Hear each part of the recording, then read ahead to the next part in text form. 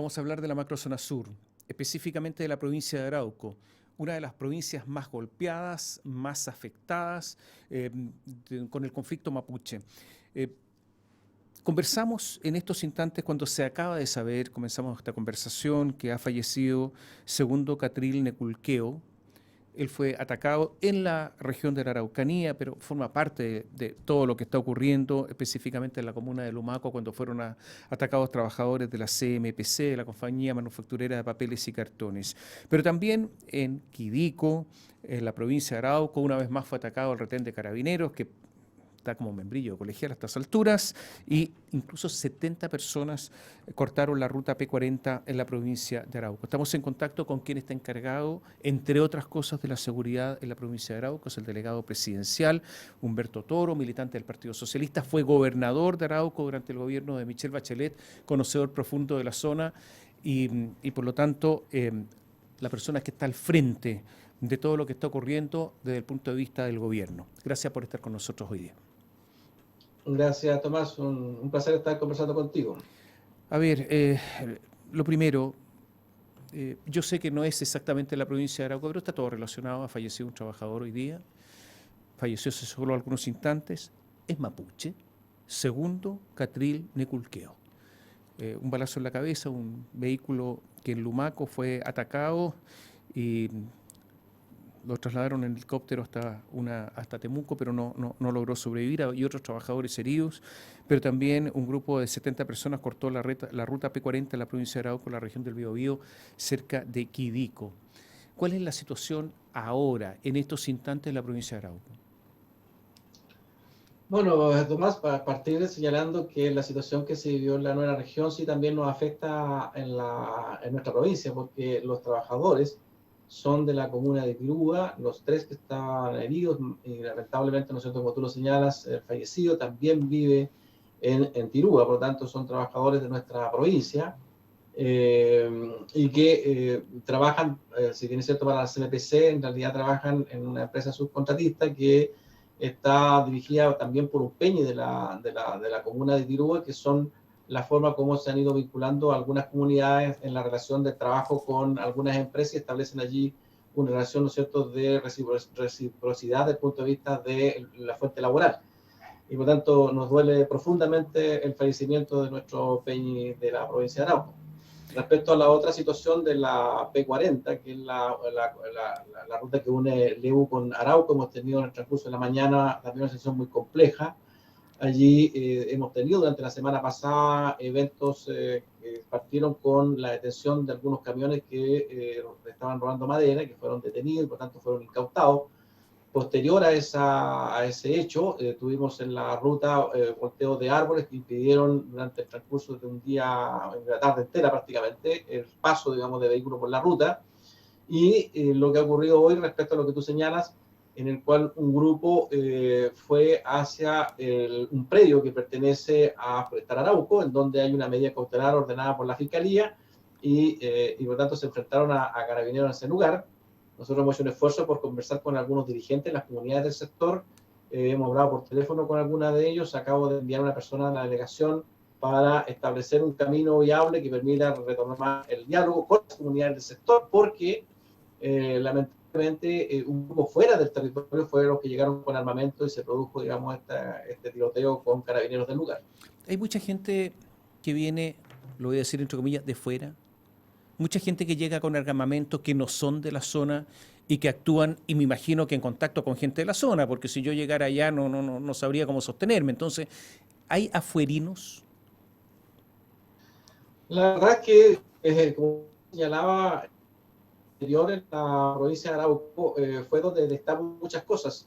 Yo cuando llegué a la provincia de Arauco y fui mi primer viaje a Tirúa, tú sabes que yo provengo del Mapu, fui el último secretario regional del Mapu en la región del Biobío, y tuve una división en el Mapu que fue con el movimiento Lautaro, y una de mis grandes sorpresas con las cuales me encontré llegando a Tirúa, me encontré con jóvenes que precisamente parte del movimiento Lautaro que estaban radicados en la provincia de Arauco y en particular estaban radicados en Tirúa, lo que indicaba que ya habían actores externos trabajando desde el punto de vista de generar allí algún tipo de vinculación con actos de violencia, producto, digamos, de lo que había sido mi experiencia en la división que tuvimos al interior del MAPU con esta juventud que se denominó Movimiento Lautaro.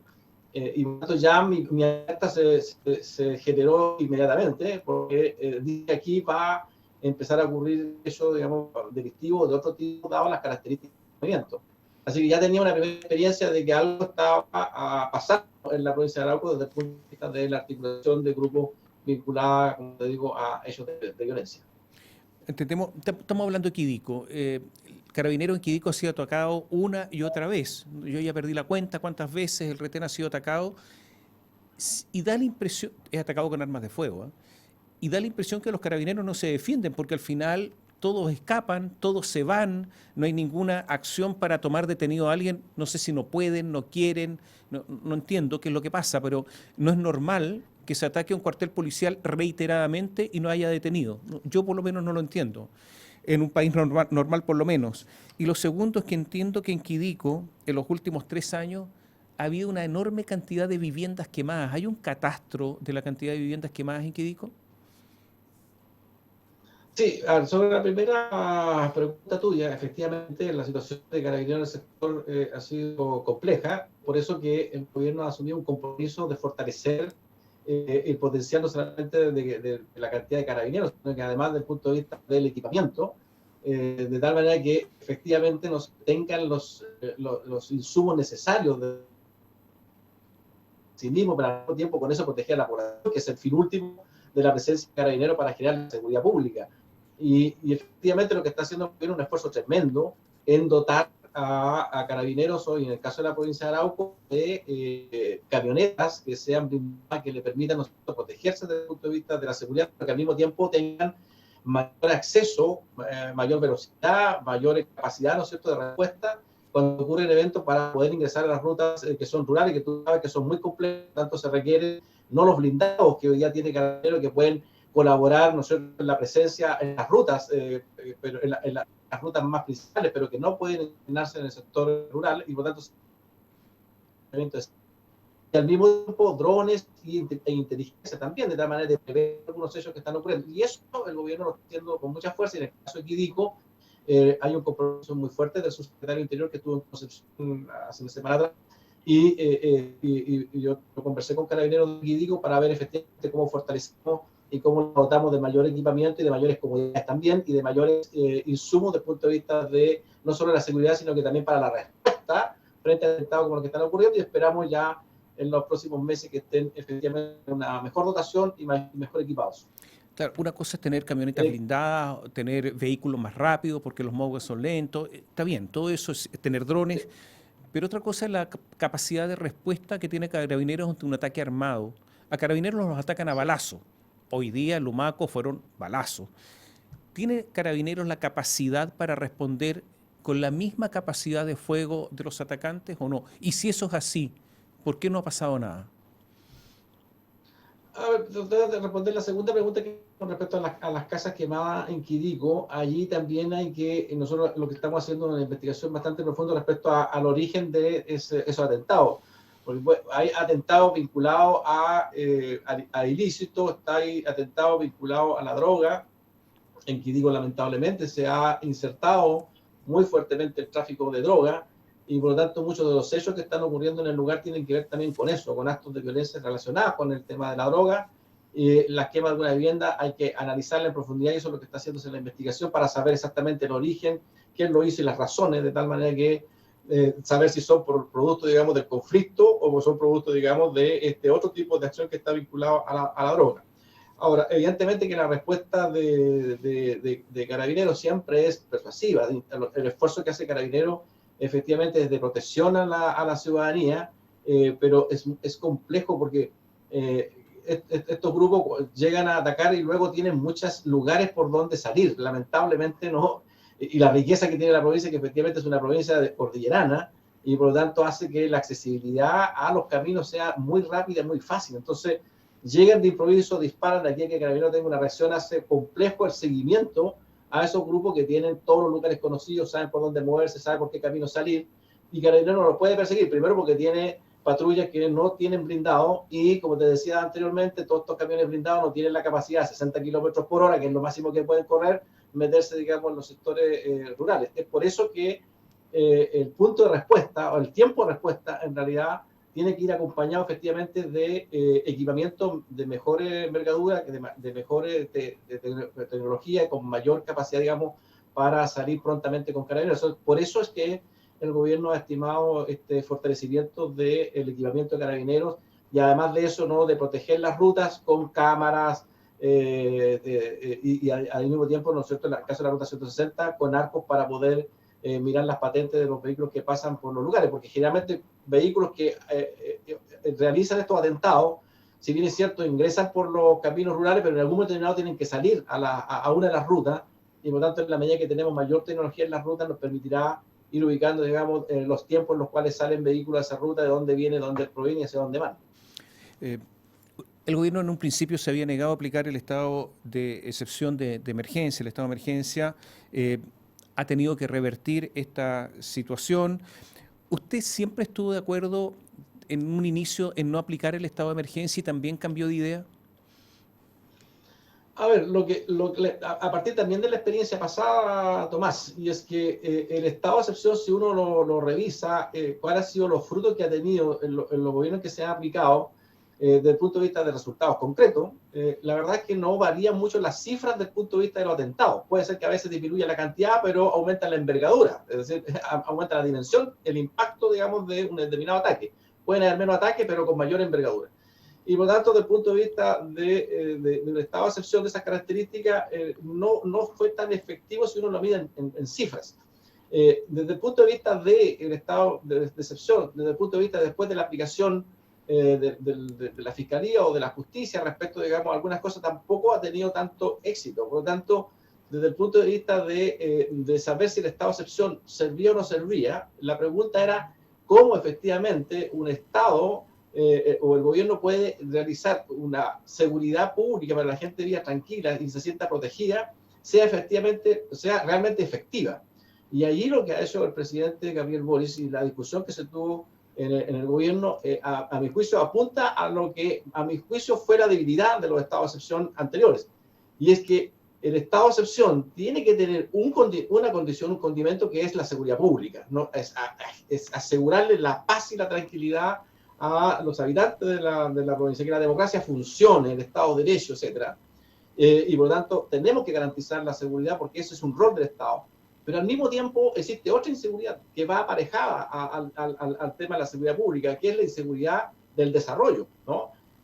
Porque si tú no generas desarrollo, si tú no generas inversión pública, si tú no generas emprendimiento, etcétera, lo que va ocurriendo es que va desapareciendo también la voluntad de liderar por parte de las comunidades, que es el 99% quiere la paz, pero que se van sintiendo que el retraso también las acompaña. Por lo tanto, están inseguras desde el punto de vista de los actos de violencia, pero también están inseguras desde el punto de vista de su buen vivir, de proyectarse en la vida. Entonces, si no se acompaña esa otra parte, lo que va ocurriendo, Tomás, es que las vocerías las van asumiendo precisamente estos estamentos duros que empiezan a hablar en nombre de la comunidad, pero que lo usan en función de dos propósitos que yo he señalado.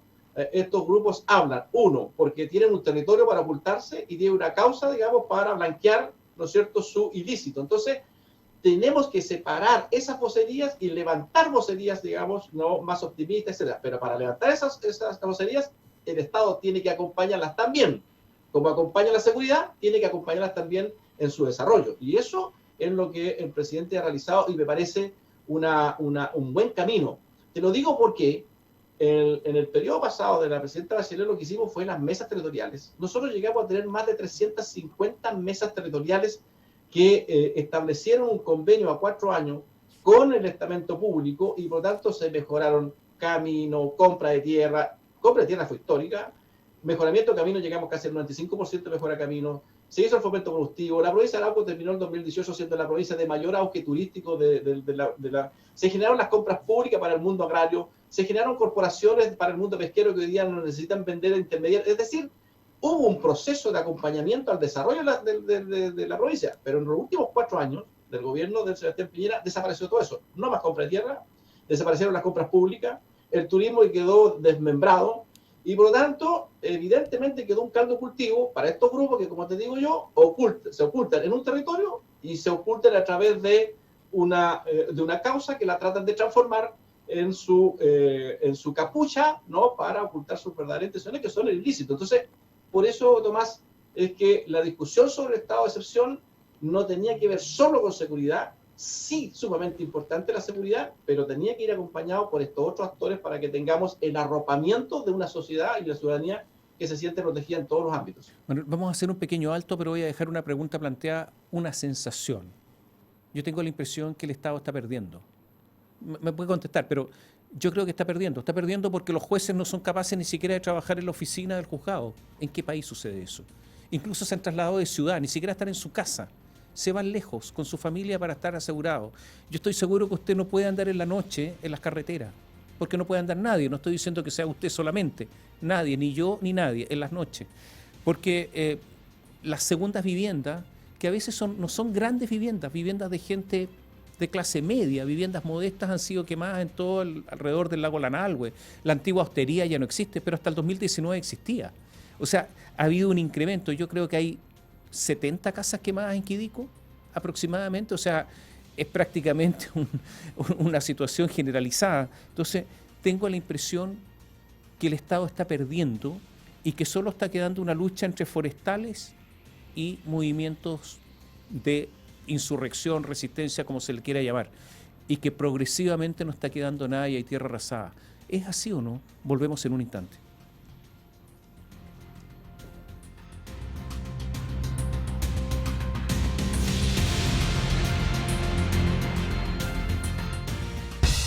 Cada tarde podemos dialogar, escuchar, criticar y comentar, pero con respeto. Pasadas las 3 de la tarde, de lunes a viernes, podría ser peor, con Julio César Rodríguez.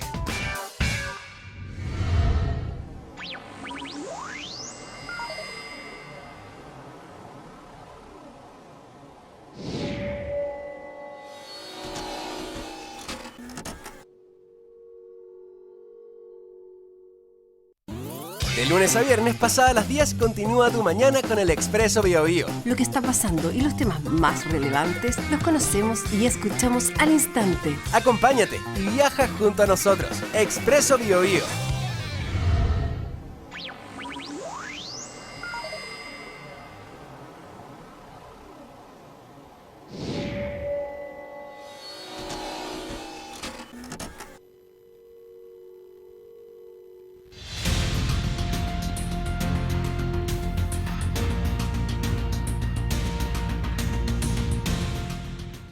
Estamos con Humberto Toro, él es el delegado presidencial de la provincia de Arauco, y la pregunta quedó planteada: ¿está perdiendo el Estado? ¿Se está introduciendo una bilateralidad solamente entre grupos que reclaman, mediante acciones armadas, territorios y otras cosas más, con forestales, y el resto está todo aparte o no? Yo creo que, Tomás, que el tema es bastante complejo. Yo creo que lamentablemente después de la recuperación de la democracia, de los primeros años en la cual recuperamos la democracia entre todos y tuvimos un horizonte de transformaciones para Chile, y que nadie puede negar que esas transformaciones se lograron, más, menos algunas, menos otras, pero sí se logró la estabilidad de la democracia, el desarrollo del país, el crecimiento del país, el crecimiento intelectual del país, en fin, mucho crecimiento. Pero tengo la impresión de que lamentablemente en los estados emocionales, yo le llamo los estados emocionales los anclajes emocionales, que de repente nosotros establecemos anclajes, ¿no? Tú te sientes en el mismo lugar en tu casa habitual, no te sientes en otro lugar, y te sientes en otro lugar en la cocina, te sientes incómodo, ¿no? Y creo que nos acostumbramos a alguna cosa que a mí me pareció muy peligrosa, y lo dije hace muchos años, que lamentablemente gobernamos, pero nos acostumbramos solo a la necesidad de gobernar, a la pura necesidad de gobernar. Y entonces, cuando nos acostumbramos a la pura necesidad de gobernar, perdimos la utopía, perdimos los sueños, perdimos la necesidad de transformación, perdimos hasta la rebeldía, ¿no? La rebeldía de cambiar cosas, que los que nos parecían, digamos, injustas, etc. Y esa pura necesidad de gobernar nos hizo mal en un momento determinado. Y por eso vino después el estallido social, en fin, todos esos procesos que se venían. Yo siempre decía hacía una similitud, decía, mire, si yo simplificara ¿En qué caracterizó los gobiernos de la concertación? Yo lo podría decir muy simplemente. Decía, mire, en el gobierno de Patricio Aylwin el gran desafío era la estabilidad de la democracia. ¡Pum! En el gobierno de Eduardo Frei era cómo se insertaba Chile en el mundo. Por eso te molestábamos mucho a Frei, ¿no es cierto?, con las maletas hechas. Pero era porque su labor era insertar a Chile en el mundo, no volver a ganar prestigio en el mundo. Si uno ve a Ricardo Lagos, dice, bueno, ya estamos con la democracia, ya estamos insertos en el mundo, bueno, ahora lo que necesitamos es que Chile se ponga a la altura, digamos, de esos desafíos, por tanto, infraestructura, para poder efectivamente competir en el mundo con nuestros productos. Y si uno llega a la presidenta de Bachelet, uno podría decir que Bachelet fue de los proyectos sociales. Ahora preocupémonos de las personas, de lo humano.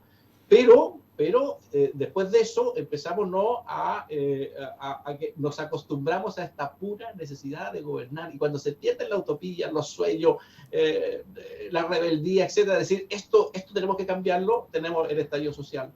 Y por tanto, creo que fue pasando eso y no tuvimos respuesta a eso. Y evidentemente que esa no respuesta que tuvimos hoy día, me parece que lo que está haciendo nuestro presidente Boris tiene que ver precisamente porque él representa cierta rebeldía, pero también representa gobernanza. Es decir, esa capacidad para unir, rebelarse frente a los temas a los que la sociedad nos anclamos, es decir, nos anclamos a vivir cómodo, nos anclamos a separarnos del otro, nos anclamos a no estar pendiente también del otro, a ser parte de las necesidades del otro. Y por tanto, esa rebeldía del presidente es muy importante, pero al mismo tiempo la establece bajo el concepto de una gobernanza, ¿no? La invitación a construir entre todos los cambios que Chile requiere. Y en el caso de la provincia de Arauco pasa algo similar. Gran parte de los peñis, ¿no es cierto?, que eran los peñis que conducían las comunidades, etcétera, han envejecido, como todos nosotros. Y por tanto empieza a aparecer otra camada de líderes. Y también esa camada de líderes tiene una diferencia con los peñes que manejaban o dirigían las comunidades, que son peñes que tienen mayor intelectualidad, que han ido a la universidad y que por lo tanto le ponen más contenido a su reclamo, ¿no? Y por lo tanto dicen en un momento determinado a su papá, todo lo que tú hiciste, todo lo que tú esperaste, todo lo que pediste, todo lo que te dijeron que iban a hacer, no se cumplió. Y por lo tanto, en definitiva, ¿no es cierto?, adquieren una cierta rebeldía, pero que además de la rebeldía le incorpora el contenido, porque tienen mayor conocimiento, porque conocen el mundo, porque tienen más estudios.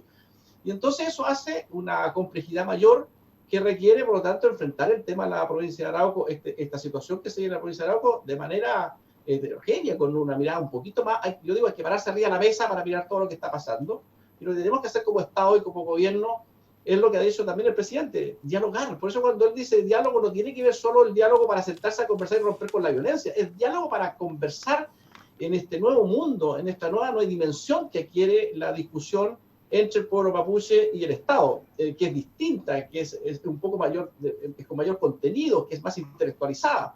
Y a ese nivel de discusión tenemos que estar nosotros dispuestos a hacerlo, y es el mandato que nos ha entregado el presidente Boris. Por eso él dice diálogo, por eso plantea este concepto, ¿no es cierto?, del buen vivir. Tenemos que construir un buen vivir en base al diálogo.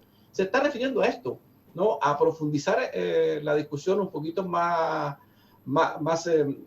holística, más grande, más dimensionada a lo que efectivamente está ocurriendo en la provincia de Arauco. Para dialogar hay que querer dialogar, si no es imposible. Exactamente. Héctor Yaitul, el líder de la CAM, llamó a la rebelión, a la resistencia armada por la autonomía del territorio, o sea, a la guerrilla. Básicamente eso es. El presidente Boric dijo que no persigue ideas ni declaraciones, persigue delitos. Manuel Monsalve dijo que compartía esas declaraciones, que no persigue a personas ni ideas, que la Fiscalía estaría de acuerdo porque tampoco ha hecho la denuncia. Pero lo cierto es que si es por ley de seguridad del Estado, la denuncia no la puede hacer la Fiscalía, todos lo sabemos. Yo creo que ahí hay un error conceptual, a menos que haya otra legislación que no conozco. ¿Qué se hace con Yaitul? Porque no es normal en un país que alguien llame a la resistencia armada de una organización que se ha atribuido más de 170 actos, delitos graves, y camine por las calles sin problema. Sí, lo que ocurre, Tomás, que efectivamente hay que revisar profundamente esos temas, y eso es lo que está haciéndose con el gobierno, porque si tú revisas si efectivamente han tenido resultado alguna querella de ese tipo. Por ejemplo, se aplicó en un momento determinado, en el gobierno del presidente Piñera se aplicó el tema de la ley antiterrorista a Héctor Yaitul, y se le aplicó también el tema del Estado, y sin embargo, seguridad interior del Estado, y sin embargo, veamos los resultados. Sí que efectivamente fue detenido, fue procesado, en fin, no ocurrió nada. Entonces, en estricto rigor significa que hay que revisar mayor profundidad, y eso es lo que estamos haciendo en el gobierno, que lo que tenemos que hacer entonces es cuáles son las razones por las cuales de manera definitiva hechos como estos no son considerados, ¿no? Y por tanto hay que revisar, y por eso se reunió el subsecretario con los fiscales, porque hay que profundizar sobre estos temas. Por eso se está trabajando con mejorar la inteligencia para tener mejores medios de prueba. Por eso se está dotando de equipamiento carabinero para tener, ¿no es cierto?, ojalá de sorprender a los ilícitos infraganti, en fin, una serie de cosas para mejorar precisamente algo que no ha tenido resultados. Y si seguimos haciendo más de lo mismo, vamos a tener los mismos resultados. Ahora la otra pregunta es qué va a hacer J-Tool, porque también hay que preguntarse con J-Tool.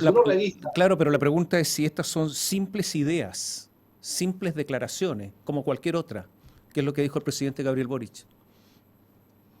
No, claro, pero como te digo, en un gobierno como este no se persiguen las ideas, lo ha dicho muy claramente. Pero esas no son simples ideas, eso es llamar a la resistencia armada.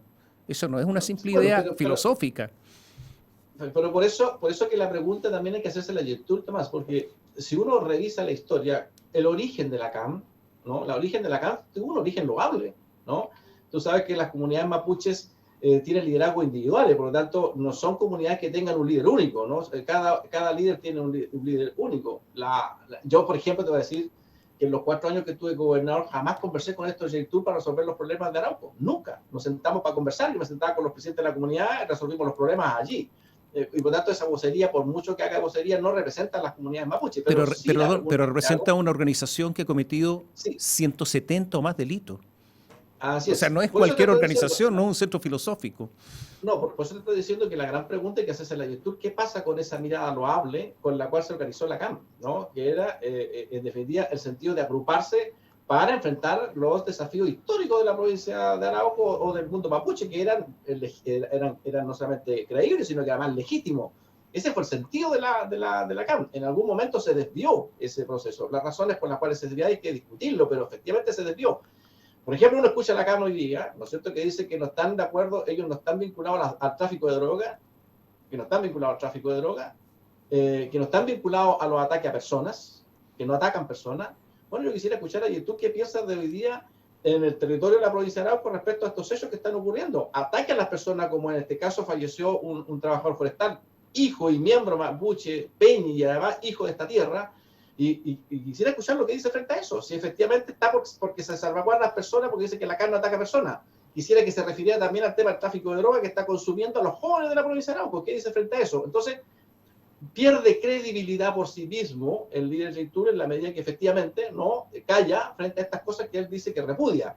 Entonces, también te fijas que devolverle la pelota a actores que, en definitiva, uno piensa que quieren representar las luchas históricas del pueblo mapuche, pero en realidad son cómplices de los ilícitos, cómplices, digamos, de la violencia que está ocurriendo en la provincia de Arauco, y esperamos, ¿no es cierto?, que en la medida que estamos mejorando la inteligencia, los medios de prueba, la fiscalía opere de manera distinta, etcétera, y fortalezca también la fiscalía, sus equipos, requieren más fiscales también la fiscalía, no puede haber un solo fiscal enfrentando todos los temas que ocurren en un determinado territorio, tienen que haber más fiscales para eso, y evidentemente en eso se está trabajando para efectivamente temas como estos se aborden de manera distinta y tengamos resultados distintos. ¿Se puede cuando el presidente del Partido Comunista, Guillermo Tellier, dice que son presos políticos porque tienen motivaciones políticas?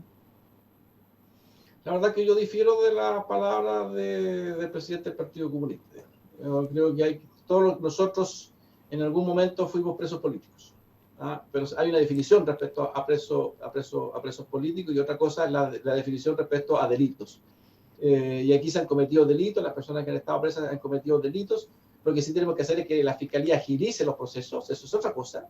Agilice los procesos para que se sepa exactamente los resultados de ese proceso y si se va a castigar el delito, cuánto va a ser. Eso es absolutamente también legítimo, es parte de los derechos humanos, pero desde el punto de vista de que hayan presos políticos, aquí en Chile yo también creo que no hay presos políticos, lo que hay son presos por delito concreto, digamos, que ser establecido en las investigaciones correspondientes. De aprobarse el nuevo texto constitucional, habría que devolver tierras, principalmente los que tienen títulos de merced originales, ¿no es cierto?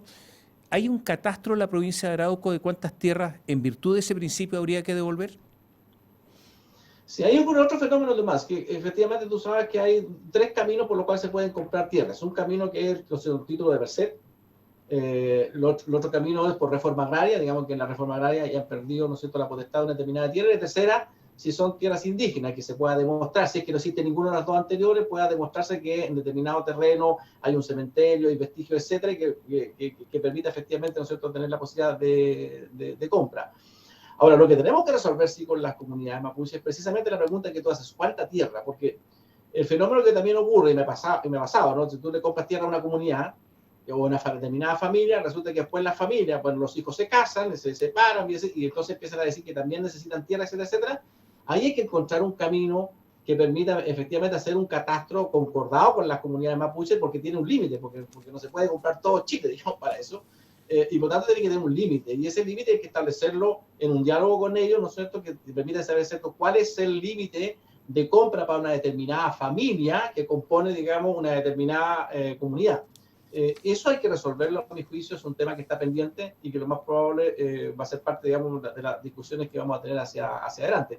Nosotros tenemos catastro, efectivamente, de lo que fue compras en la provincia de Arauco, y tenemos catastro de tanto del 20B, que son las compras las tierras que se compran por conflictividad o que se compran, digamos, por petitorio, por título, las de concurso, que son el 20A, que se hacen determinados concursos para que las comunidades postulen un determinado terreno, etcétera.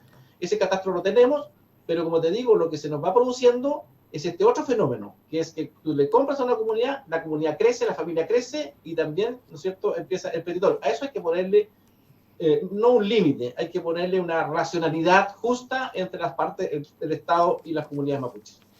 Delegado, muchas gracias por este contacto con nosotros, gracias por aclararnos la situación que está ocurriendo y, bueno, suerte en su trabajo. Gracias, Tomás, un placer estar contigo. Gracias. Y a ustedes, muchas gracias. Gracias por seguirnos.